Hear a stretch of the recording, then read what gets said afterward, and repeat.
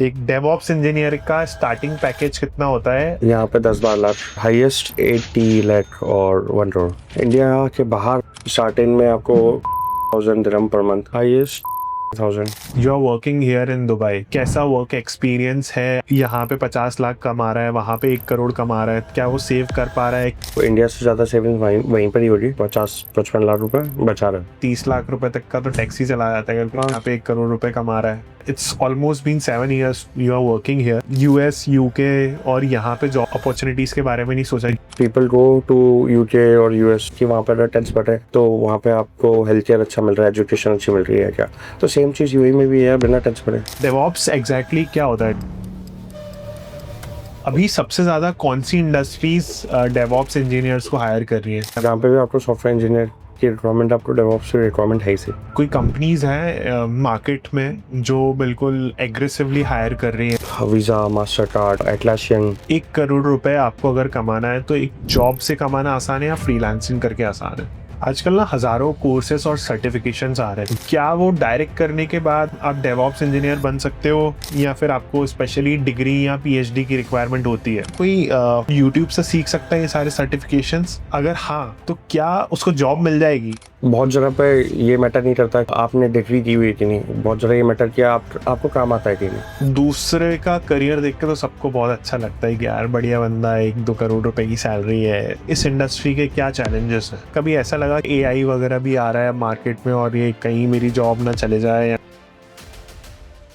Hey everyone, आपने आपके phone में हजारों एप्स डाउनलोड की होंगी, but do you know in apps को बनाने से ज्यादा मुश्किल है इसे सस्टेन करना, लाखों यूजर्स को मैनेज करना या उनकी फंक्शनैलिटीज प्रॉपर वर्क करते रहे वो मैनेज करना।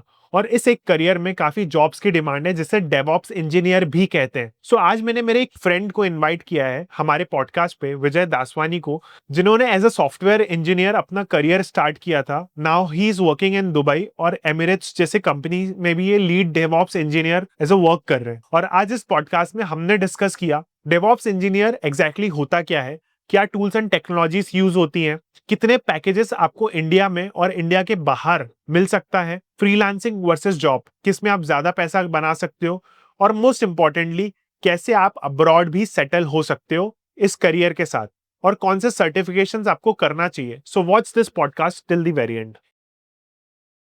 विजय भाई, before we start our main conversation, एक क्वेश्चन है जो इंटरनेट पे हाईएस्ट सर्च है। एक डेवऑप्स इंजीनियर का स्टार्टिंग पैकेज कितना होता है और हाईएस्ट पैकेज कितना होता है इंडिया में और इंडिया के बाहर? यार स्टार्टिंग पैकेज से मैं बात करूँ तो यहाँ पे 10-12 लाख, बेंगलोर, पुणे, हैदराबाद, और मोस्टली कोविड के बाद अब रिमोट जॉब्स चल रही है, तो आप घर पे रहते भी, मतलब स्टार्टिंग पैकेज से अगर बात करें अभी सिर्फ, और highest you can go up to 80 lakh और 1 करोड़। इंडिया में? इंडिया में। और अगर यही इंडिया के बाहर है तो? इंडिया के बाहर बात करूँ तो स्टार्टिंग अगर फॉर एग्जांपल यूएई, तो स्टार्टिंग में आपको 25,000 दिरहम पर मंथ मिल सकता है। इंडिया फिर में कन्वर्जन करो। 5.5 लाख ओके। मंथली।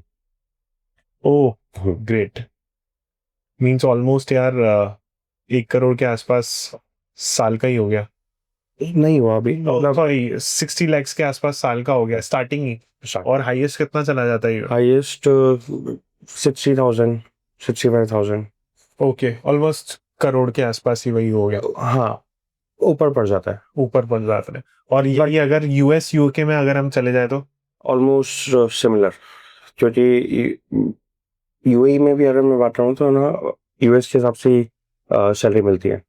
तो डेवऑप्स इंजीनियर की अगर स्टार्टिंग सैलरी बोलें तो वहाँ पे $80,000 ईयरली, और मैथ्स अराउंड 200 के। ओके, ठीक है।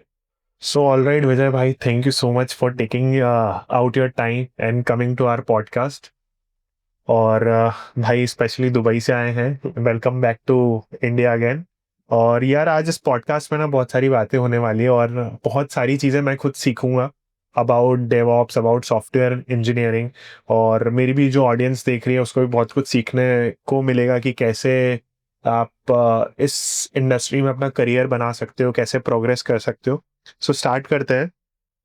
सो यार सिंस हम दोनों तो एक दूसरे को बहुत सालों से जानते हैं, हम बचपन के दोस्त हैं, और विजय बहुत सालों के बाद इंडिया आए हैं, तो मैंने सोचा कि एक बार पॉडकास्ट कर लें और इनके जो एक्सपीरियंस है जॉब यूएई से रिलेटेड उसके लिए भी जो हम लोग डिस्कशन कर लें। सो यार मुझे तो बहुत सारी चीज़ें पता है तेरे बारे में कि कहाँ से कैसे स्टार्ट किया था, बट ऑडियंस को भी बता यार, मतलब कब स्टार्ट किया, कहाँ से ग्रेजुएशन किया, फिर कौन सी कंपनी में स्विच किया, फिर दुबई कैसे पहुंच गया, और अब आगे जाने का क्या प्रोग्राम है, मतलब और कहाँ यूएस यूके कहाँ जॉब करने के लिए क्या है। यार सो अगर मैं स्टार्ट करूँ तो मतलब इंजीनियरिंग तो यहीं पर ही उज्जैन में एमआईटी से हुई थी। फिर कॉलेज कैंपस, तो मतलब कॉलेज में इतने कैंपस नहीं, मतलब इतनी कंपनीज नहीं आती थी, तो we went to pool campus in Bhopal, okay. जहाँ पे वर्चुसा एक service company, IT service company, तो वहाँ पे मेरा प्लेसमेंट हुआ था। 2017 में ज्वाइन किया, अराउंड नवंबर 2017 में मैं चेन्नई गया था। चेन्नई में ट्रेनिंग ख़त्म करके हैदराबाद आया था 2018 में, जनवरी 2018। ये सेम ही कंपनी की बात सेम है? सेम कंपनी में, वर्चुसा। वर्चुसा आईटी कंसल्टिंग कंपनी थी, तो सर्विस कंपनी थी, तो ये था कि मल्टीपल प्रोजेक्ट्स पे काम कर रहे थे, और मैं उस समय आर&डी का पार्ट था, जो प्री-सेल के साथ काम कर रहे थे हम। तो फॉर एग्जांपल अभी उनके पास कस्टमर्स थे बैंकिंग फाइनेंस के, तो I was more into development that time, जब मैं जावा नोड जेएस और एंगुलर पे काम कर रहा था as a full stack engineer. But उसके बाद आई स्टार्टेड लर्निंग क्लाउड, और वहाँ पे प्री सेल्स के साथ काम कर रहा था, तो we had created multiple POCs, जहाँ पे we were doing containerization, we were doing cloud computing, we were actually that time we were working on AWS, but वहाँ पे ऐसा था कि आपको POC कर रहे हो आप, उसके बाद प्रोजेक्ट्स दिखा रहे हो, क्लाइंट्स को दिखा रहे हो। तो मैं 2019 में यूएई शिफ्ट हुआ, वर्चुसा से ही direct on site. On site project, मतलब मस्टर्ड बैंक कंपनी थी, यूएई में मस्टर्ड बैंक है, तो वहाँ पे उनको क्लाउड माइग्रेशन करवाना था। उस समय माइक्रोसॉफ्ट ने डेटा सेंटर लॉन्च किया था 2019 में, तो क्लाउड माइग्रेशन का प्रोजेक्ट था उनको। सारा ऑन प्रेमाइस जितना भी उनका वर्कलोड था वो उनको मूव करना था क्लाउड में। तो वी डिड पीओसी, और मैं AWS में काम कर रहा था उस समय, AWS से शिफ्ट होकर अजर पे काम किया। और ऐसा था कि मुझे था कि ऑन साइट प्रोजेक्ट लेना है और जाना है, तो अप्रैल 2019 में आई मूव देयर। उसके बाद आई वर्क फॉर 6 मंथ्स और अराउंड 8 मंथ्स। फिर माइग्रेशन जब कंप्लीट हुआ, I switched to a different company UAE में। ओके, डायरेक्ट वहीं के वहीं डायरेक्टली हो गया। गया तो मैं भी, मतलब ऐसा था कि फुल फिट स्टम्प पे गया था, कॉन्ट्रैक्ट नहीं था जब मैं वर्चुसा से गया था ऑन साइट। बट ऐसा हुआ कि प्रोजेक्ट भी खत्म हो गया था, दूसरे प्रोजेक्ट में जाने वाला था। उससे पहले आई गॉट अनदर गुड अपॉर्चुनिटी, तो अवाया करके कंपनी थी, टेलीकॉम कंपनी है basically. They work on customer agent, customer experience, और जैसे कोई भी कस्टमर केयर सॉफ्टवेयर जो भी यूज़ करते हैं, तो वो सॉफ्टवेयर वगैरह पे अवाया काम करती थी। तो उसके अलावा वही generally around 4 years 5 years I stayed in the same company. Okay, Avaya में। हाँ, और उसके बाद I was impacted because of their business shift, तो I got another opportunity in 10 days only in the bank in UAE. कौन सा bank था? FAB, first Abu Dhabi bank. अच्छा, ओके। वहाँ पे रोल थोड़ा डिफरेंट था, तो I switched in 1 month to another bank which is Emirates NBD. वहाँ पे 6 महीने काम करने के बाद नाउ आई एम इन डीटीसीसी। तो यार एमिरेट्स तो बहुत बड़ा ब्रांड है यार, फिर वो क्यों स्विच कर लिया मतलब डीटीसीसी में? मेजरली एमिरेट्स तो बहुत ही Emirates NBD, I was on a contract role, अच्छा, not full time, and I was looking for a full time opportunity.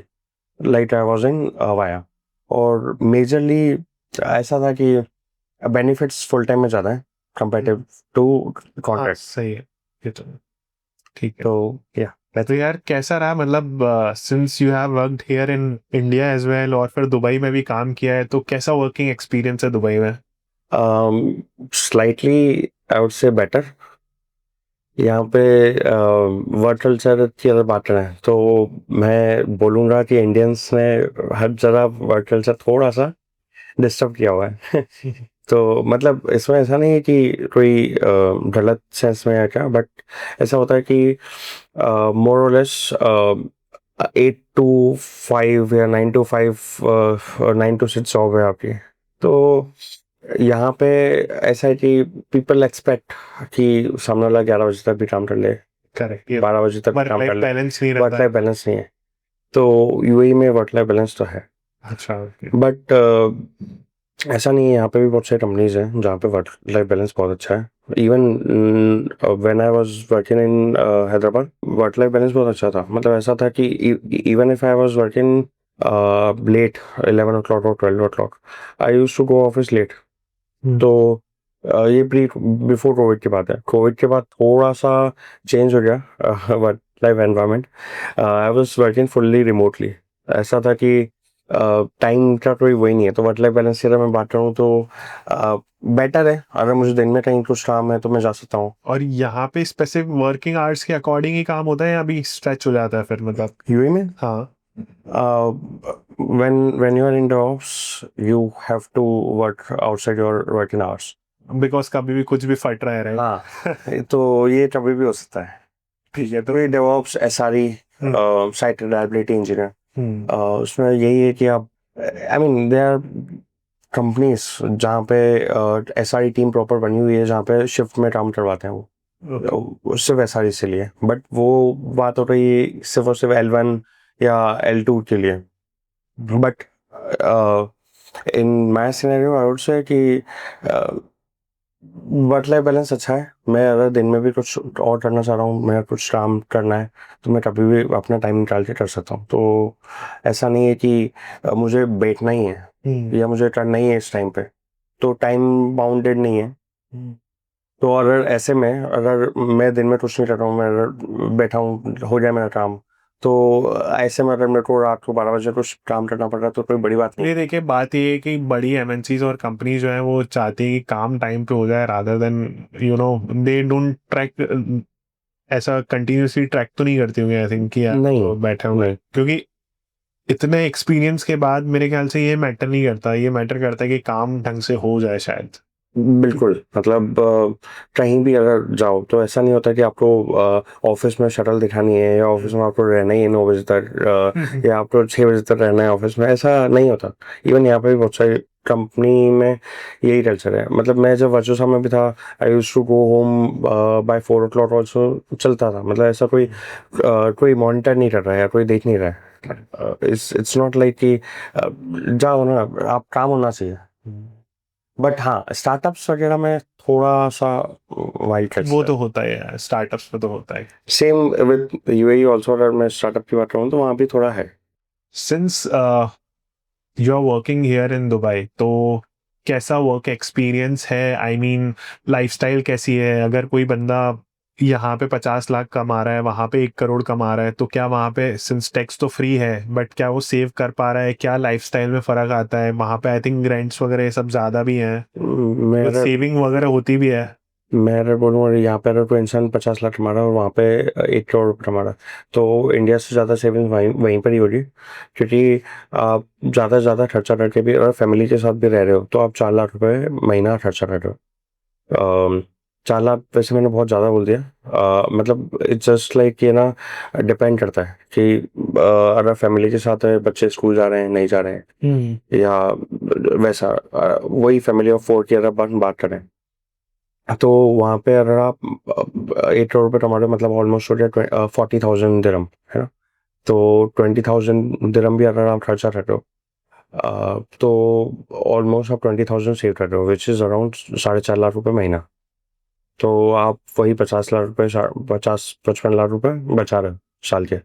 और यहाँ पे भी अगर 8 करोड़ रुपए कोई कमा रहा है तो टैक्स नहीं है वहाँ, मतलब मेन बात वहाँ पे है कि आप 30% यहाँ पे आप टैक्स दे रहे हो, वहाँ पे नहीं दे रहे हो। ये तो है। तो उस 30% में 30 लाख रुपए की अगर हम बात करें कि यहाँ पे आप सीधे गवर्नमेंट को दे दोगे और वहाँ पे आप आपकी जिम्मे ही है, तो आप अगर 50 लाख ज्यादा रुपए खर्चा कर रहे हो, उड़ा दोगे। आप 50 लाख रुपए अगर खर्चा कर रहे हो वहाँ पे, तो भी आपका 20 लाख रुपए एक्स्ट्रा खर्च हुआ, जो आप यहाँ पे आप 20 लाख रुपए खर्चा कर लोगे जो भी हो रहा। मेरे ख्याल से जो पॉइंट है कि यार 30 लाख रुपए तक का तो टैक्स ही चला जाता है अगर कोई हाँ। यहाँ पे 1 करोड़ रुपए कमा रहा है। और वहाँ पे अगर खर्चा हो जाएगा ना, वही हाँ। वही आप खर्चे में। अब जैसे फॉर एग्जांपल मैं इफ़ यू टॉक अबाउट कि आपकी फैमिली बच्चे नहीं है या क्या, अगर मेरे खर्चे की मैं बात करूँ तो 12,000 दिरहम पर मंथ खर्चा हो जाता है, सब कुछ मिला के, सब कुछ अच्छे से, कार वार सब। और मैंने सुना है ना दुबई में रेंटल्स बहुत ज्यादा है, बट अगर आप कंपेयर करो तो इंडिया एरिया बेंगलोर देख लो यार, बैंगलोर मतलब और एक इतने ही है, ऑलमोस्ट सेम है, राइट? बेंगलोर मुंबई वगैरह तो सेम ही है। अगर वहाँ पे आप अपना 1.5 लाख रुपए दे रहे हो तो आप बेंगलोर में भी दे रहे हो। हाँ, 1 10 1 50 हाँ। वो कॉमन ही हो गया एक 2 BHK 3 BHK के लिए। हाँ। अच्छी लोकेशन, अच्छी प्रीमियम लोकेशन पे, तो वो तो है यार, नो डाउट है। सिंस यार it's almost been 7 years you are working here, तो US UK और यहाँ पे जॉब अपॉर्चुनिटीज के बारे में नहीं सोचा कि यार यहाँ पे ऑलमोस्ट, क्योंकि package since you have 7 years of experience तो पैकेज भी ऑलमोस्ट डबल हो ही जाएगा शायद, या 1.5x तक तो जा ही सकता है। नहीं, तो दुबई यूएई तो नहीं के छोड़ना है यार। यूएई के कंपैरिजन में मैं बोलूँगा कि इतना फर्क नहीं पड़ेगा। अच्छा। और मेजर फैक्टर वहाँ पे भी यही है कि आप वहाँ दूसरी जगह पे आप टैक्स दे रहे हो और यहाँ नहीं दे रहे हो। पीपल गो टू यूके और यूएस, इंडिया से अगर मैं बात करूँ तो हर चीज़ के लिए चाहते हैं कि वहाँ पर अगर टैक्स बढ़े तो वहाँ पे आपको हेल्थ केयर अच्छा मिल रहा है, एजुकेशन अच्छी मिल रही है क्या। तो सेम चीज़ यूएई में भी है, बिना टैक्स बढ़े, मतलब हेल्थ केयर भी अच्छा है, ऊपर से मेडिकल इंश्योरेंस कंपनी मैंडेटरी है आपको, you are not paying a single penny for anything. आप कुछ भी बहुत सारे इंश्योरेंसेस हैं जहाँ पे आप 20% कोपे देते हो। तो बट उससे अलावा भी जो बेनिफिट्स के लिए यहाँ से अगर कोई यूएस यूके जा रहा है तो मैं बोलूँगा मेरे लिए तो वही सब दुबई में अवेलेबल है। Plus I get for example मुझे आज जाना है इंडिया, तो मैं सुबह प्लान करके शाम में फ्लाइट बुक करके इंडिया आ सकता हूँ। ये तो पर ये इंदौर की अगर हाँ। बात करें पहले डायरेक्ट फ्लाइट नहीं चलती थी जब मैं गया था, बट अराउंड 2019 2020 के बाद से डायरेक्ट फ्लाइट चालू हो रही है, तो फिर बेटर था यार, क्यों। सही है। और यूएस या यूके, चलो यूके में तो फिर भी टाइम कम लगेगा, 8 आवर्स और समथिंग, पर यूएस टाइम ज़्यादा है, एक दिन पूरा आपका ट्रैवलिंग बहुत में ज्यादा है यार। कॉस्ट भी बहुत ज़्यादा। मैं ऐसा नहीं कर सकता कि एक हफ्ते पहले भी प्लान करके आ जाओ, नहीं हो पाता वो पॉसिबल। सही बात है। मैंने हमेशा जब भी यूएई से यहाँ आता हूँ, मैं शायद ऐसे ही होता है कि ना मैं 2 दिन पहले सोच रहा हूँ कि आज चलते हैं, या मतलब ऐसा नहीं हुआ है कभी कि ना मैं पहले से प्लान लाइक कि ना 2 महीने पहले ही टिकट कर लिए, 1 महीने पहले टिकट कर लिए, बट बाहर और दूसरी जगह कहीं भी रहो आपको पहले से प्लान करना। वो तो करेक्ट है। US UK में तो ये है, जर्मनी में भी यही है, आपको ऑलमोस्ट 1 1 1.5 1.5 महीने पहले प्री प्लान करना पड़ेगा। टिकट्स भी इतने ज्यादा कॉस्टली होते हैं कि जिसकी हद नहीं, 1 1.5 लाख रुपए तक राउंड ट्रिप्स ऑलमोस्ट पहुंच जाती है। और इसलिए अगर पूछ रहे थे कि भाई क्यों शिफ्ट नहीं हो रहा, तो यही मेन रीजन यही है यार, फैमिली के भी क्लोज हो आप, हर चीज़ है, बेनिफिट्स है, लाइफस्टाइल अच्छी है, प्लस शायद वो पैकेज यहाँ पे मिले नहीं, इंडिया में पॉसिबल नहीं है इतना अभी। ये तो करेक्ट है यार। सही। सो यार आ जाते हैं हमारे मेन टॉपिक पे, मतलब बहुत सारी दुबई वाली लाइफस्टाइल वाली बातें हो गई। डेवऑप्स एग्जैक्टली क्या होता है? Lead DevOps engineer exact working क्या होता है? अब डेवलपमेंट के बारे में तो पता है, right? हाँ, सॉफ्टवेयर इंजीनियरिंग होते, कोडिंग करते हैं अलग अलग। हाँ, तो ये भी सॉफ्टवेयर इंजीनियरिंग का पार्ट है। डेवऑप्स अगर नाम से भी देखेगा तो डेवलपर ऑपरेशंस, ओके। ठीक है। अभी कोड लिख दिया है रिपोजिटरी में, कोड पड़ा है अपना सोर्स रिपोजिटरी में। नाउ डेवऑप्स का काम क्या आता है कि वो कोड बिल्ड करेगा, testing unit testing integration testing वगैरह ये सब भी आपका इंटीग्रेट करेगा। Plus for example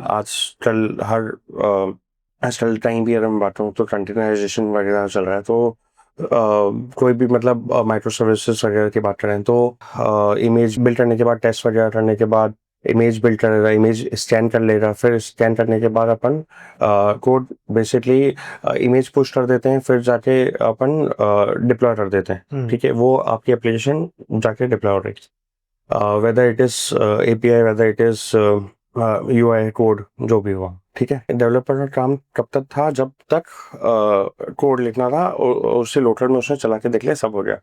now DevOps का काम क्या आ गया, ये पाइपलाइन बनाना। ठीक है, तो मैं एकदम सिंपल टर्म्स में बोल रहा हूँ, मैं एकदम I don't go into details. हाँ, कॉम्प्लिकेशन एक हाँ। बहुत सिंपल, एक लेमैन को भी समझ में आ जाए। हाँ, यहाँ पे अपन ने क्या किया, पाइपलाइन क्रिएट की। पाइपलाइन, अब यहाँ पे बहुत सारे टूल्स इन्वॉल्व है, डेवलपमेंट में लैंग्वेज वगैरह इन्वॉल्व है, तो यहाँ पे भी आपको स्क्रिप्टिंग आनी चाहिए, यहाँ पे भी आपको एप्लीकेशन नॉलेज होना चाहिए, आपको लैंग्वेज नॉलेज होना चाहिए। मतलब यहाँ अभी ऐसा है कि डेवऑप्स मैंने देखा है कि लोग, बहुत सारे जो लोग सिस्टम इंजीनियर थे या जो वर्चुअल मशीन्स वगैरह VMware वगैरह देखते थे, वो लोग भी डेवऑप्स में शिफ्ट हुए हैं। But what I feel is, जो डेवलपमेंट बैकग्राउंड से है, अगर वो डेवऑप्स में आता है तो दे कैन डू मोर और दे कैन डू बेटर, क्योंकि वो एप्लीकेशन बिल्ड करना जानते हैं, एप्लीकेशन कोड लिखना जानते हैं। तो आपका यहाँ पे फॉर एग्जांपल किसी भी क्लाउड में आप एप्लीकेशन चला रहे हो या कहीं भी चला रहे हो, तो वो क्लाउड मेंटेन करना, या उसके बाद जो पाइपलाइन, जो ऑटोमेशन वगैरह कर रहे हैं अपन, रिलीज मैनेजमेंट, तो उसके अलावा इंसिडेंट मैनेजमेंट। फॉर एग्जांपल आपकी एप्लीकेशन में CPU हाइट हो रहा है या मेमोरी हाइट हो रहा है, तो वो सब मॉनिटरिंग भी डेवऑप्स का पार्ट है। Okay, understood.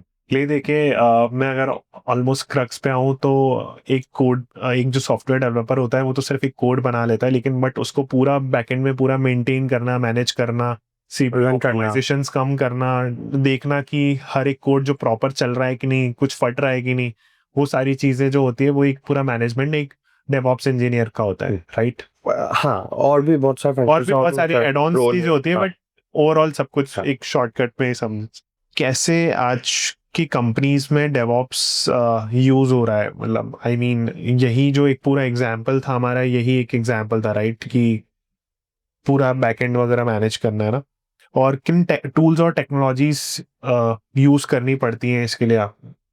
यार वेरी करता है। अब मतलब ऐसा होता है कि फॉर एग्जांपल आप वर्जन कंट्रोल कोई भी ले सकते हो। For example people are putting their code in GitHub, GitLab या बिटबकेट, कहीं भी there are lot of source code repositories. जैसे उसके बाद अगर मैं बात करूँ पाइपलाइन की या CI/CD की, कंटिन्यूस इंटीग्रेशन, कंटिन्यूस डिप्लॉयमेंट, तो उसके लिए भी वाइडली यूज्ड, जो इवन मैंने भी बहुत यूज किया, जेंकिंस, जहाँ पे आप ग्रूवी स्क्रिप्ट लिखते हो, यू हैव स्टेजेस कि आपको क्या क्या करवाना है, आपको कोड पुल करना है, कोड पुल करने के बाद आपको बिल्ड करना है, या कोड पुल करने के बाद आप यूनिट टेस्टिंग वगैरह करोगे।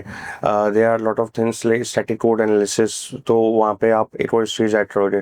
तो सोनार क्यूब वगैरह हो गया, जिससे आप, या वेरा कोड हो गया, जिससे आप स्टैटिक कोड एनालिसिस करते हो। तो ये सारे टूल्स हैं, हर एक फंक्शन का एक अलग अलग टूल है। तो जैसे मैं जेंकिंस बता रहा हूँ, वैसे ही अपने पास CI/CD के लिए, जो आप ये पाइपलाइन की मैं बात कर रहा हूँ, या जो कंटिन्यूस इंटीग्रेशन, कंटिन्यूस डिप्लॉयमेंट की मैं बात कर रहा हूँ, तो उसमें भी बहुत सारे टूल्स हैं। सर्कल CI है, अजर डेवऑप्स है, जेंकिंस है, ट्रेविस CI है, मतलब टूल्स बहुत सारे हैं। जस्ट बैम्बू वगैरह स्टार्टिंग से बहुत चलता था, तो it just depend on for example requirement है कौन सी कंपनी को, कौन से, नहीं रिक्वायरमेंट, या बोल दूं मैं टर्म्स भी। अब जैसे जेंकिंस वगैरह जो हो गया वो ओपन सोर्स है। Nowadays people are also using GitHub action, या अगर उनके पास GitLab है तो GitLab CI वगैरह यूज कर रहे हैं। तो इट डिपेंड्स कि अभी तक कंपनी में स्टैंडर्ड क्या है। फॉर एग्जांपल हमारी कंपनी में स्टैंडर्ड है कि जेंकिंस यूज़ करते हैं, वो कोई CI/CD टूल यूज़ नहीं करते हैं, तो वही चलेगा। फॉर एग्जांपल आपके पास अजर, आजकल माइक्रोसॉफ्ट का भी एक अलग सीन है कि वो आपको ऑफिस 365 मेनली कंपनी यूज करती है, तो उनके साथ में क्लाउड का सब्सक्रिप्शन दे देते हैं। क्लाउड के सब्सक्रिप्शन के साथ में ये Azure DevOps का भी सब्सक्रिप्शन दे देते हैं, तो आप मोर और लेस Azure पाइपलाइन भी यूज कर सकते हो। इट डिपेंड्स कि आप कौन सा टूल आपके बेनिफिट है। अब जहाँ पे आप they don't want to invest anything on the pipeline also, so they will go for Jenkins open source इसलिए। ये देखिए पूरा रिक्वायरमेंट्स वाला खेल है। जैसे हम लोग स्टार्टअप्स में होते तो हम एक्सेल शीट यूज कर लेते हैं, फिर जैसे जैसे हम अपग्रेड करते रहते हैं तो हम जोहो भी यूज करते हैं, उसके आगे के सॉफ्टवेयर्स बिल्ट इन सॉफ्टवेयर भी बनवा लेते हैं। तो वो एग्जैक्टली उसी अकॉर्डिंग मेरे ख्याल से वो चलता रहता होगा। करेक्ट है यार।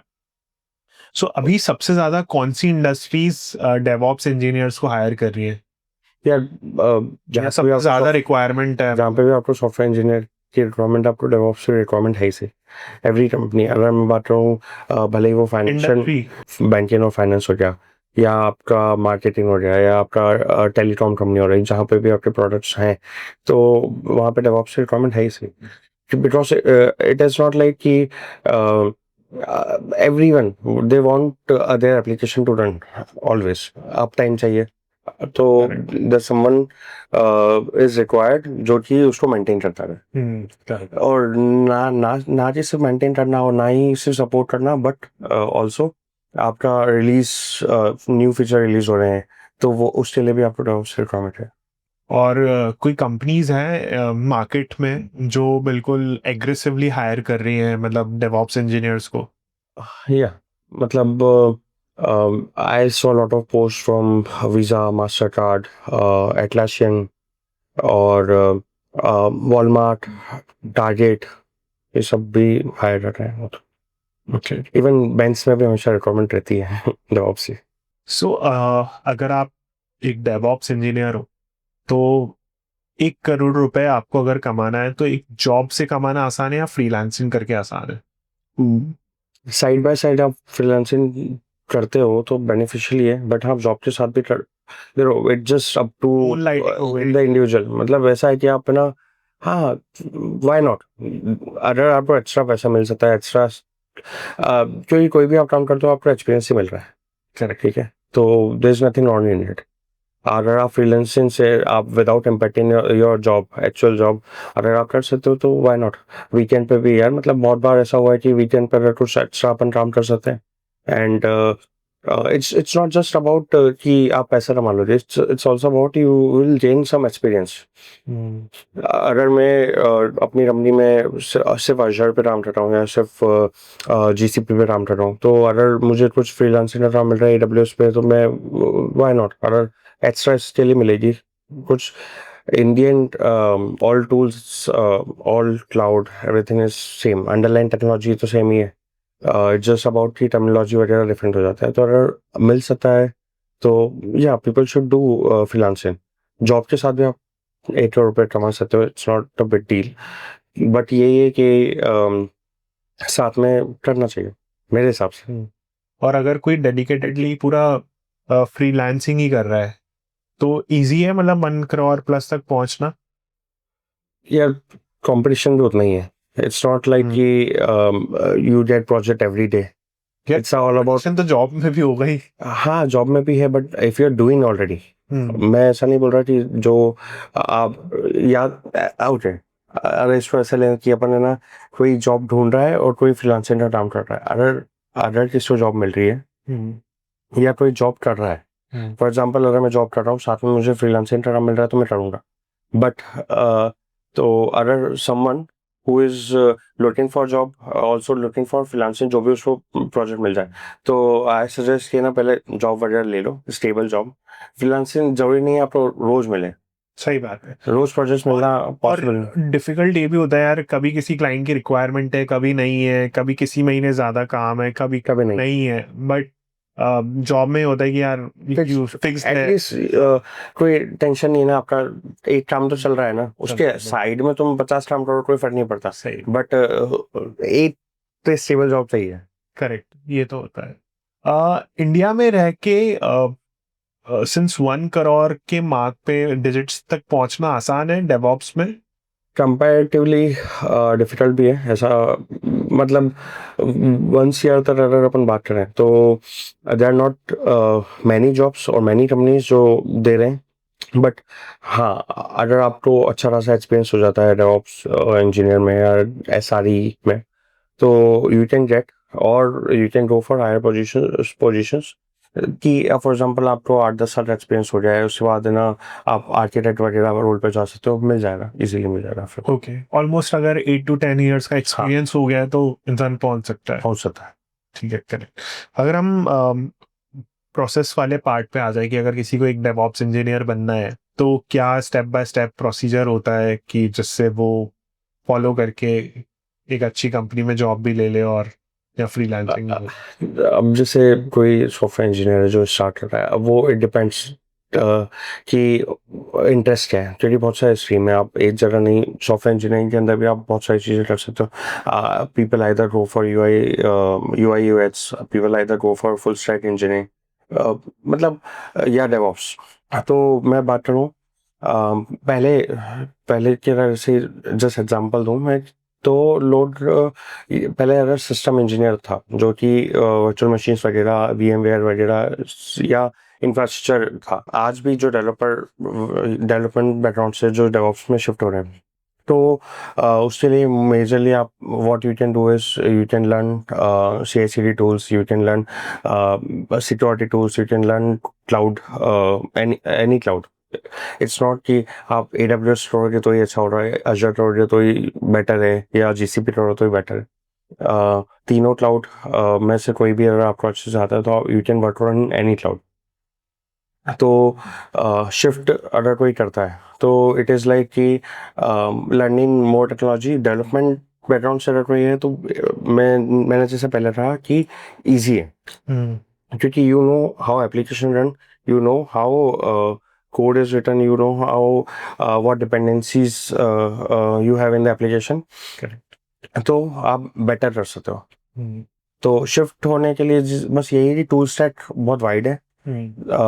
अब आपको सिर्फ CI/CD पे ध्यान नहीं देना है, आपको स्टैटिक कोड एनालिसिस वगैरह के लिए, या आप उसके अलावा मतलब वर्जन कंट्रोल कौन सा है, फिर आपके चलो ट्रैकिंग सिस्टम वगैरह तो सब जगह है, बट मॉनिटरिंग हो रही, आप मॉनिटरिंग ग्राफाना, प्रोमेथियस और ऐसे बहुत सारे मॉनिटरिंग टूल्स हैं अपने पास, पेड भी है, स्प्लंक है, डेटा रॉड है।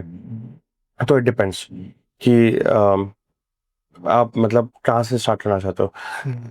अगर सिर्फ और सिर्फ डेवऑप्स वगैरह में बात करूँ तो there are people who are only doing DBRE, which is like database reliability engineering, जो डेवऑप्स से इसमें शिफ्ट हुए हैं। तो ऐसा भी होता है कि इंटरेस्ट क्या है आपका, मतलब when you start doing it आपको पता चल जाता है कि यार मुझे इंटरेस्ट है, मुझे तो सिर्फ क्लाउड में इंटरेस्ट है, बाकी CI/CD वगैरह नहीं करना। तो people do start learning Terraform हो गया, या फ्लूमी, और भी बहुत सारे टूल्स हैं, मतलब हाँ, वो तो ऐसा है कि जैसे जैसे मार्केट शिफ्ट होता जाता है तो और टूल्स टेक्नोलॉजीज यूज आते हैं, जैसे अब जैसे AI आ रहा है तो AI को यूज करके अब डिपेंड करता है कि यार आप कितना अपने काम को ईज कर लेते हो, वैसे हाँ पे डिपेंड हाँ, अगर मुझे इंफ्रास्ट्रक्चर क्रिएट करना है अभी, अब मैनुअली हर जगह, मतलब ऐसा होता है कि क्लाउड में अगर मुझे VM ही बनानी है, मान लो EC2 या VM वर्चुअल मशीन कुछ क्रिएट करना है, तो आपको अगर 50 VM बनाने तो आप है ना मैनुअली नहीं बना सकते, राइट। तो सेम चीज़ उसके लिए अपन टेराफॉर्म वगैरह इंफ्रास्ट्रक्चर एज कोड, जो कि आप कोड लेते हो और आप जब रन करते हो वो code, then infrastructure gets created in the background, right. Similarly depend, इसलिए मैंने बोला आपको कि ना डिपेंड करता है कि लोड इंटरेस्ट है। सिर्फ क्लाउड में है तो still there will be DevOps engineer और क्लाउड इंजीनियर। आजकल ना हजारों कोर्सेस और सर्टिफिकेशंस आ रहे हैं, तो क्या वो डायरेक्ट करने के बाद आप डेवऑप्स इंजीनियर बन सकते हो या फिर आपको स्पेशली डिग्री या PhD की रिक्वायरमेंट होती है? नहीं, अब जैसे आपने बी अगर किया उसके बाद की बात कर रहे हो या पहले?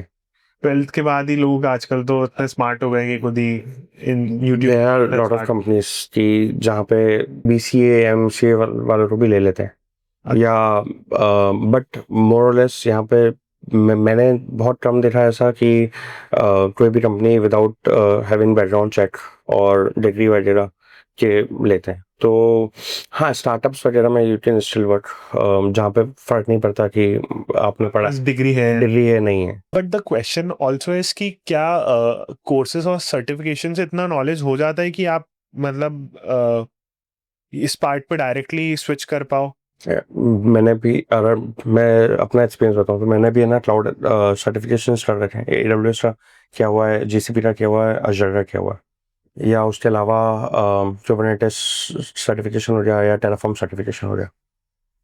सर्टिफिकेशन ये नहीं दिखाता है आप कहीं इंटरव्यू इंटरव्यू दे रहे हो या आप कहीं भी कुछ काम कर रहे हो, तो सर्टिफिकेशन ये भले ही नहीं दिखाता कि आपको नॉलेज बहुत ज़्यादा है, बट ये ज़रूर दिखाता है कि आप किसी टेक्नोलॉजी को लेके सीरियस कितने हो, क्योंकि आपने उसके लिए कुछ टाइम इन्वेस्ट किया है और आपने एग्ज़ाम दिए and then you become certified. तो it is required. Obviously exam देने के लिए आपको पढ़ना तो बहुत पड़ेगा, but it can give you the real life experience जो कि काम करने के बाद ही आएगा। वो तो वर्क एक्सपीरियंस तो अलग हो गया, और पढ़ना एक मेन थिंग इज कि जैसे ही आप कॉर्पोरेट वर्ल्ड में उतरते हो, आप देखते हो कि कहाँ कोड फट रहा है, कहाँ उसको बैलेंस करना है, कहाँ मैनेज करना है। दैट इज द टाइम आप सीख पाते हो, क्योंकि किताबी ज्ञान और कोर्स के ज्ञान से फिर वो एकदम 360 डिग्री शिफ्ट आ जाता है। वो भी ज़रूरी है ना, आपको पता होना चाहिए कि करता क्या है, क्या होता है, कैसे होता है। तो दोनों मैटर करता है। अगर आपको पता ही नहीं है कि ये फंक्शन है, अगर मुझे मुझे पता ही नहीं है कि ना फॉर एग्जांपल टेराफॉर्म कोड अगर मैं लिख रहा हूँ, मुझे पता ही नहीं है कि ना डेटा ब्लॉक कुछ होता है या तो I will not be able to implement it. तो theory plus experience which makes you expert on any or SME on any subject. क्या स्किल्स रिक्वायरमेंट है अगर किसी को डेवऑप्स इंजीनियर बनना है तो? हम्म, अब बहुत सारी चीज़ें, अब तो मतलब ऐसा हो गया है कि आपको मॉनिटरिंग में भी अच्छा होना चाहिए, आपको सिक्योरिटी में भी सारे टूल्स पता होना चाहिए, वॉल्ट वगैरह। उसके बाद because now even in many companies security और DevOps is also combined, it's called as DevSecOps. तो ऐसा होता है कि आपको CI/CD टूल आना चाहिए, आपको इंफ्रास्ट्रक्चर एज कोड आना चाहिए, आपको फॉर एग्जांपल अगर मुझे मॉनिटरिंग सॉल्यूशन की अगर मैं बात करूँ तो प्रोमेथियस हो गया या प्रोमेथियस ग्राफाना हो गया। उसके अलावा वाइडली, मतलब ये वाइडली यूज है, उसके अलावा कोई भी मॉनिटरिंग सॉल्यूशन है, इट्स मोर और लेस सेम। बाकी इसके अलावा वर्जन कंट्रोल आपको अच्छे से आना चाहिए, क्योंकि नाउ डेज एवरीवेयर अगर कहीं बात कहूँ तो डेवॉप्स ही मतलब वर्जन कंट्रोल भी मैनेज करता है, जहाँ पे गेट स्ट्रेटेजी, ब्रांचिंग और ये सब वी मेक स्टैंडर्ड्स और उसके बाद डेवलपर यूज करते हैं। we basically implements policies जिसके थ्रू मतलब उसी पॉलिसी के अगेंस्ट होना चाहिए। फॉर एग्जांपल मैं अगर डेवलपर हूँ और मैं कोड लिख रहा हूँ और मैं बिना रिव्यू कोड मर्ज कर दूँ, it doesn't it is not a good practice, right? So वो स्टैंडर्ड सेट करने वाला भी अभी डेवऑप्स। तो टूल्स और technology, there are vast amount of technology, vast amount of tools, like apart from what I told you is monitoring हो गया या CI/CD टूल्स हो रहा है, कंटेनर्स, डॉकर, कुबरनेटिस, ओपनशिफ्ट, तो ये सारे कंटेनर प्लेटफॉर्म हो रहे हैं। सो मच टेक्निकल, बहुत सारी चीजें। मतलब भाई ये कि अगर कोई इस स्ट्रीम में जा रहा है तो उसको ऑलमोस्ट इन सारी चीज़ों का नॉलेज हो गया। यार अगर लेट्स से अगर किसी ने अभी स्टार्टिंग जॉब स्टार्ट ही की है डेवऑप्स में या इसी इंडस्ट्री में आया है, सॉफ्टवेयर डेवलपमेंट वाले में आया है, और अगर किसी को 8-10 लाख के पैकेज से अगर 2 करोड़ के पैकेज तक जाना है, तो क्या स्टेप बाय स्टेप प्रोसीजर हो सकता है कि उसको ये करना चाहिए? इतने एक्सपीरियंस के साथ कैसे पहुंचेगा वो?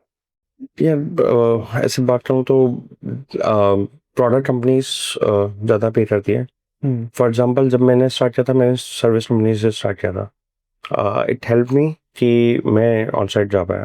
प्रोडक्ट कंपनी में ऐसा नहीं होता कि आप ट्वेंटी इतनी इजीली आप स्विच कर लो या रिलोकेशन ले लो, बट सर्विस कंपनी के साथ ये इजी है। सेम चीज़ अगर 2 करोड़ तक कोई जाना चाहता है, राइट? तो इट डिपेंड, आपको हायरार्की पे ऊपर जा सकते हो, और या आप बाहर जाना चाहते हो, अगर आप इंडिया में ही रह के इस अमाउंट तक पहुँचना चाहते हो, तो जस्ट कि देयर आर वेरियस रोल्स, ठीक है।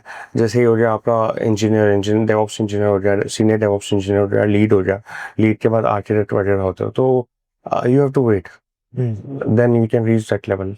ओके, सो मैं अगर सिंपली समझूं तो दो हैं, या तो आप हायरार्की को क्रॉस करके जा हाँ, सकते हो, या या फिर आप वर्किंग एक्सपीरियंस के बाद जैसे जैसे आप स्विच करते हो, या डायरेक्ट क्या बोलते हैं उसको, जब आप डायरेक्ट यूएस यूके की कंपनीज में पेरोल पे चले जाते हो उनके, तब पॉसिबल है।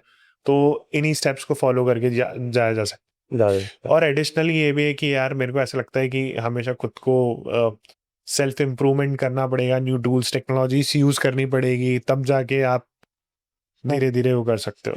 जैसे जैसे पहले डेवऑप्स था, अब डेवऑप्स के साथ में एमएल ऑप्स हो गया, डेटा ऑप्स हो गया, तो there are people who are shifting to the ML ops और data ops, तो you should always learn।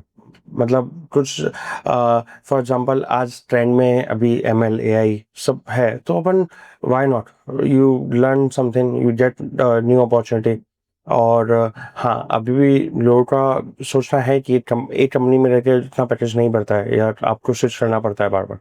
तो it also varies. In my case वो नहीं हुआ कि मैं स्विच करते रहते ज़्यादा पैकेज पे आया। सेम कंपनी में भी होता है, बट वो मतलब may B I would say कि ना सही जगह पे सही टाइम पे होना, वो भी मैटर करता है। तो what's worked in your case exactly? In my case same company में रह के भी बढ़ा है। When you continue prove yourself कि आप ये भी कर सकते हो, इसके साथ ये भी कर सकते हो, when you are taking care of extra response, मतलब when you are doing other things also apart from what you have, तो होता है कि आप बहुत सारी चीज़ें आप शो कर सकते हो कि यार मैं फॉर एग्जांपल अगर मैं बात करूँ, तो मैं वाया में जब था, तो फ्रंट मतलब फ्रंट एंड का कुछ काम है, मैं डेवऑप्स में ही काम कर रहा था उस समय, एसआरई। तो there is a page which is published outside also, तो वो उसका पूरा फ्रंट एंड का काम मैंने किया, दे दिया, और वो रिक्वायरमेंट सीधे सीटीओ से आई थी। तो ऐसा होता है कि दे आर मैनी वेज जहाँ पे आप एक्स्ट्रा जा सकते हो beyond what you are doing, तो करना चाहिए, व्हाई नॉट। सही बात। तो पर हाँ, कंपनी स्विच करने से डेफिनेटली आप सेम कंपनी में रह रहे हो तो आप 10% 20% ये हो रहा है, कंपनी स्विच कर रहे हो तो आप 100% हाइट पे 150% हाइट पे भी जा सकते हो। वो तो है, एंड मोस्टली लोग यही यूज करते हैं। हाँ, अब डिपेंड करता है। अब जैसे एक टाइम के बाद आपको लगता है कि यार स्टेबिलिटी चाहिए, जरा बार बार कौन स्विच करे, हर जगह जाके प्रूव करो अपने आप को वापस, और और ये वर्किंग एनवायरनमेंट भी सेट हो जाता है। हाँ, आप कंफर्ट, जब तक आप अपने कंफर्ट जोन में हो सब अच्छा लगता है। आउट ऑफ कंफर्ट इंटेंशनली हर कोई नहीं जाना चाहता। हमारे पॉडकास्ट के थर्ड पार्ट पे आते हैं, इन्वेस्टमेंट और प्रॉफिटेबिलिटी वाले पार्ट पे। एक्चुअली इंडिया में ना हर एक डिग्री को स्पेशली इन्वेस्टमेंट और प्रॉफिटेबिलिटी की नज़र से देखा जाता है कि यार आज अगर मैं ये वाला डिग्री कर रहा हूँ, या एमबीए कर रहा हूँ, या XYZ कर रहा हूँ, तो मेरा रिटर्न ऑन इन्वेस्टमेंट कितने टाइम में आ जाएगा, कितना मेरे को इन्वेस्ट करना पड़ेगा एक डिग्री के लिए, और कितना मेरा जॉब लगेगा। तो इसमें क्या है, आई मीन डेवॉप्स के लिए आपको कौन सी डिग्रीज करनी है, या उसका कितना आरओआई है, और कितना आपका इन्वेस्टमेंट लग जाता है? यार अगर मैं ये बात करूँ तो मैंने जब एजुकेशन मैंने जब बीई की थी, तब ऑलमोस्ट मेरे 3.5 लाख 4 लाख रुपए लगे थे, और जो फर्स्ट पैकेज लगा वो उस समय अराउंड 2017 में 3.3 से स्टार्ट हुआ था। तो ऐसा था कि आरओआई के अगर मैं बात करूँ तो ठीक है, 1-2 साल में आप फर्स्ट ईयर आप कुछ भी कर रहे हो, एक्सपीरियंस वगैरह ले लिया, सो आप दिस नो लिमिट, आप अच्छे से अच्छे पैकेज पे जा सकते हो। तो उस हिसाब से अगर मैं देखूँ तो मेरा फॉर एग्जांपल पहले साल अगर नहीं भी कमाया कुछ, नहीं भी बचाया कुछ, नहीं भी एजुकेशन का खर्चा निकला, सेकेंड ईयर थर्ड ईयर में आप अच्छा खासा निकाल सकते हो। आप 3-4 महीने में आपका एजुकेशन का कॉस्ट हो गया। तो until you are going for MS, और MS में खर्चा ज़्यादा हो जाता है, लोन लेते हैं पीपल, और उसके बाद वहाँ पे US वगैरह में अगर मेजरली इवन मेरे फ्रेंड्स भी जो MS करने रहे थे वो US में ही लोन वगैरह लिया था, फिर है ना उन्होंने भी जॉब मिली, अच्छी खासी मिल रही, तो उनका भी ऐसा हो गया कि 2-3 साल में फ्री हो रहा है उनके लोन से। तो अभी भी अगर देखा जाए तो कॉस्ट इतनी ज़्यादा नहीं है, but there is a big ocean जहाँ से आप जितना चाहे ले सकते हो, इट्स अप टू यू। और अगर मैं बात करूं एडिशनल सर्टिफिकेशंस की जो शायद बहुत मैंडेटरी भी होता है कई बार, तो उन सर्टिफिकेशंस की ऑन एन एवरेज प्राइसेस क्या जाती हैं इस इंडस्ट्री में? ये $250, $500, $1000 इतना रहता है। वो एड अप है ताकि आप अपनी हाँ। स्किल्स पे भी आप एड अप करते चले जाओ। क्योंकि अगर आपको अच्छी अपॉर्चुनिटी चाहिए, अब अगर मैं रिक्रूटर हूँ, मुझे मैंने भले रिज्यूमे में लिखा हुआ है कि ना आई वर्कड ऑन कुबरनेटिस, ठीक है, भले स्किल में भी ऐड करता है कुबरनेटिस, बट वही चीज़ अगर मेरे पास सर्टिफिकेशन भी है तो मैं सर्टिफिकेशन भी हाईलाइट करूँगा।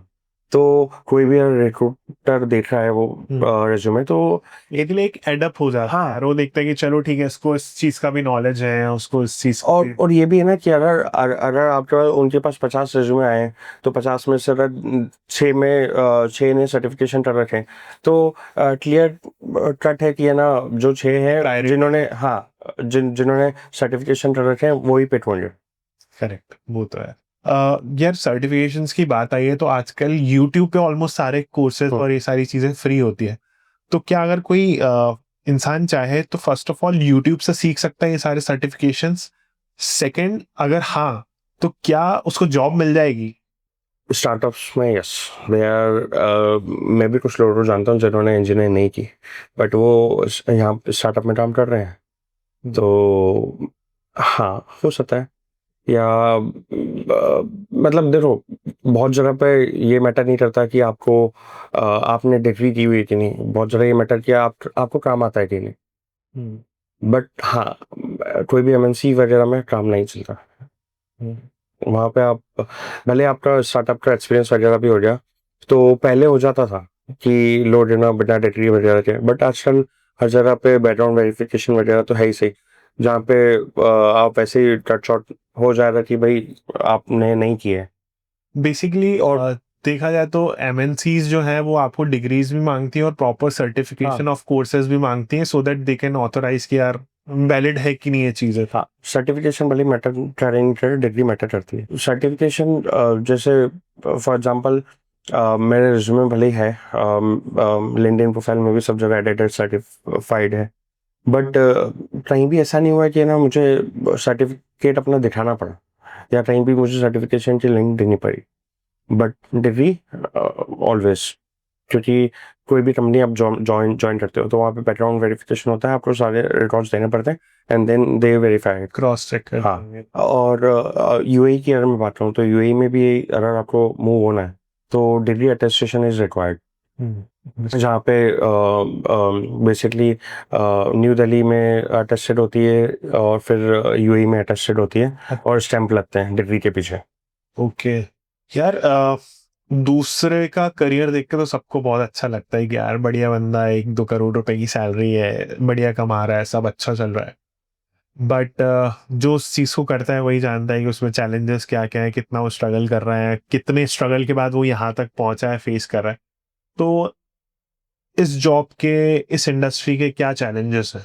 अभी के हिसाब से जैसे अगर मैं बात करूँ तो ये कि अभी थोड़ा मार्केट IT में इतना बेटर नहीं है, मतलब ऐसा नहीं है कि कोविड के टाइम पे बहुत ज़्यादा समझ लो बाटा अब इट्स लाइक कि ना उस समय बहुत सारी जॉब्स बनी, अब थोड़ा बहुत कट शॉर्ट आपने सुना होगा कि ले ऑफ वगैरह बहुत सारे हुए हैं अभी लास्ट ईयर भी, और तो एक वो फैक्टर जरूर रहता है, बट ऐसा है कि चैलेंजेस में मैं बोलूँगा कि अगर आप चाह रहे हो स्टेबिलिटी तो हमेशा आपको नहीं मिलेगी, sometimes you have to switch, sometimes forcefully, या आप खुद चाह रहे हो या तो फोर्सफुली आपको स्विच करना पड़ेगा। बट चैलेंजेस फिर भी मैं इसको चैलेंजेस से तरह नहीं लूँगा, क्योंकि मार्केट में जॉब्स जितनी जा रही है मतलब उतनी जॉब्स है भी कि आपको इजीली मिल भी जाती है। किसी को 1 महीना लग जा रहा है, किसी को 1.5 महीना लग जा रहा है, और कहीं कहीं भी आप ले ऑफ वगैरह हो रहा है, चल रहा है तो कहीं हायरिंग हाँ, कर रहे हैं, वही वाली हो ही रहा है, और कहीं भी ले ऑफ वगैरह भी हो रहा है, तो you get a severance package, जो कि आपको शायद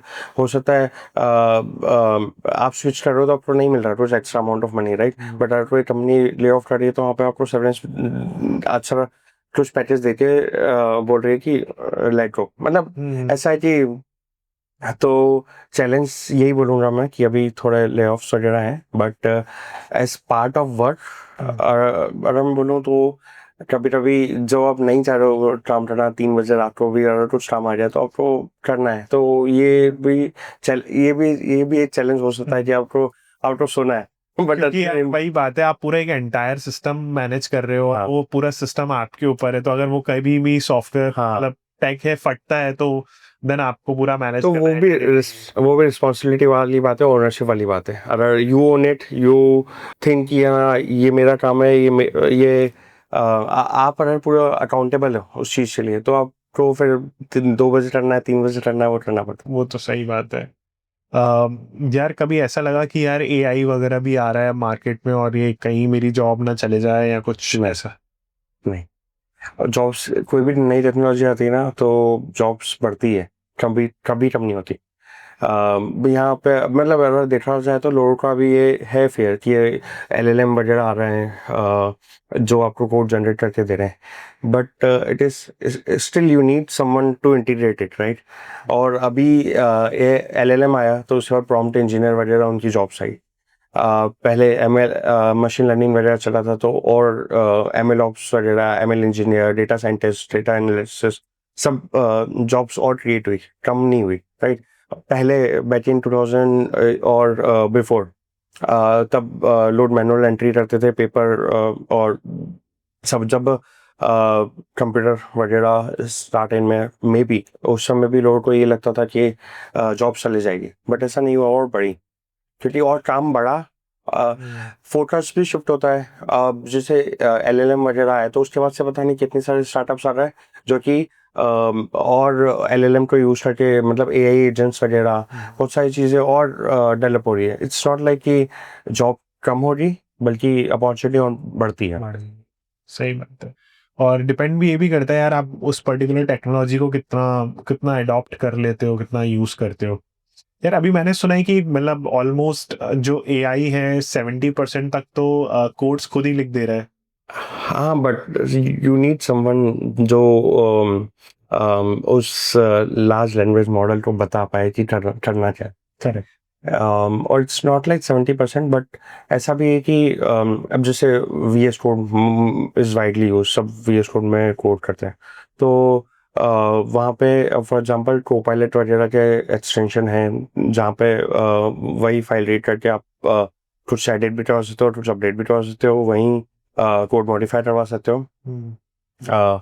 even I am using it widely, कहीं भी कुछ जरूरत है तो, but still human experience is required. ऐसा नहीं हाँ कि वो तो डेफिनेट ही है यार, उसके बिना पॉसिबल नहीं होता। हाँ, ऐसा भी नहीं है कि आप ब्लाइंडली जाके एकदम कोई नॉन टेक्निकल पर्सन एकदम कोड कॉपी पेस्ट कर करके ना सब कुछ बना ले रहा, तो वो नहीं होगा। हाँ, अभी हो सकता है आने वाले टाइम में 5 साल में हो जाए, या 2 साल, 5 साल, जो भी बोलो, बट ठीक है, कोड लिख लिया, पर अब जैसे मैंने बताया डेवलपर भी रिस्क पे नहीं है, बट डेवॉप्स का काम तो आई थिंक चलता रहेगा। बट स्टिल डेवॉप्स के काम में भी अगर मैं बोलूँ तो एआई एजेंट्स वगैरह काम, जो फॉर एग्जांपल मैं जो एप्लीकेशन डिप्लॉय वगैरह करूँगा वही एआई एजेंट भी कर सकती है, सेम सेम चीज़ really। पर ये नहीं बोलूँगा कि पूरी तरह से जॉब का रिस्क है या क्या, but there are lot of other opportunities will get open. Since you are at this level, तो कभी सोचा यार करियर स्विच कर लेते हैं अब? नहीं है, आई एंजॉय इट। सही है यार। हर एक करियर और एक बिजनेस का एक सैचुरेशन पॉइंट आता है, तो डू यू थिंक इसका आने वाला है, आएगा या आ चुका है? फॉर एग्जांपल उस टाइम पे 2015 या 14 की मैं बात करूँ, तो उस टाइम पे जब क्लाउड आया था, तो पहले जो सिस्टम इंजीनियर थे या इंफ्रास्ट्रक्चर इंजीनियर थे, उनको अब ऑब्वियसली क्लाउड वगैरह आया है, सब फिजिकल सर्वर से बेयर मेटल से मूव होकर क्लाउड में शिफ्ट हो रहे थे। तो ये था कि उस टाइम भी ये हुआ कि दे अपग्रेडेड टू क्लाउड और shifted their career to this. Same चीज़ अगर मैं अभी बात करूँ, तो अभी ऐसा नहीं है कि इसका कुछ सैचुरेशन आ रहा है या चीज़ें और बढ़ रही है और काम आ रहा है, तो एट दिस पॉइंट अभी तो नहीं है सिचुएशन। आने वाले टाइम में हो सकता है जब एआई एजेंट्स का काम ज़्यादा हो जाएगा। दे आर कंपनीज जहाँ पे अभी लिटरली फॉर एग्जांपल जो मैं काम कर रहा हूँ अगर डिप्लॉयमेंट का, जो आप एप्लीकेशन कोड दे रहे हो और उसके लिए वो डॉक्टर इमेज भी बिल्ड कर दे रहा है, उसके लिए वो डॉक्टर इमेज बिल्ड करने के बाद पुश भी कर दे रहा है, then it also deploys to the cluster. ठीक है, तो वो एआई एजेंट काम कर रहा है। बट देन अब मैं जो एआई एजेंट का जो वर्क फ्लो है वो डेवऑप्स इंजीनियर बना लेगा, शिफ्ट जरूर हो जाएगा काम, बट इसका मतलब ये नहीं है कि पूरा खत्म हो जाएगा। करेक्ट। वो एक ऊपर जो हायरार्की पे बैठा है वो बंदा, उसका काम हो सकता है इजीली कर ले, बट खत्म नहीं होगा वो। जिन मेरी ऑडियंस में ना बहुत सारे लोग एक करियर पाथ चूज कर रहे हैं और साथ में बहुत सारे लोग जॉब भी कर रहे हैं और एक बेटर वर्जन के लिए और बेटर पैसे कमाने के लिए आगे बढ़ते जा रहे हैं। तो one last advice that you want to give to my audience about whole this जो हमने कॉन्वर्सेशन किया है। एडवाइस की अगर मैं बात करूँ तो ये है कि कंटिन्यूस लर्निंग इज इम्पोर्टेंट है। कि आप अगर एक ही काम बार बार, for example you should compare yourself कि अगर मैं एक ही काम 3 साल से कर रहा हूँ, तो वाई नॉट कि मैं 4 चीज़ें और सीख लूँ या 4 चीज़ें और कर लूँ या सर्टिफिकेट। इसलिए ये बोलते हैं कि सर्टिफिकेशन वगैरह इंपॉर्टेंट होता है, क्योंकि उस सर्टिफिकेशन अगर आप करने का सोच रहे हो, तो उसके लिए आप पढ़ोगे भी अच्छे से, फिर आपका उस टेक्नोलॉजी में उस चीज़ में इंटरेस्ट भी आएगा, and then you give exam. उसके बाद फॉर एग्जाम्पल भले ही आप एक्चुअल अभी काम नहीं कर रहे हो उस पर, बट यू गेट नॉलेज। और इसलिए इट्स लाइक कि every day there is new technology come in, every day there is new things come in, तो always keep doing learning. Correct है, लर्निंग वाला पार्ट तो बहुत इंपॉर्टेंट है लाइफ का, वो तो है ही। चलो ऑल राइट यार, thank you so much for your time. बहुत सारी Yeah. चीज़ें मैंने सीखी, मेरी ऑडियंस ने भी होपफुली सीखी भी होगी। और करियर में आगे बढ़ना है तो वही है कि कंटिन्यूस लर्निंग भी है। चलो thank you so Yeah. Much. Subscribe करने को बोल दे यार मेरी ऑडियंस को। Subscribe to Idea Man. Same यार, मतलब I also really enjoy your content, so everyone should watch. Thank you so much. Thank you so much. Hey everyone, thanks for watching the video. I hope आज इस podcast से आपको knowledge और value मिली होगी और थोड़ी क्लैरिटी भी आई होगी।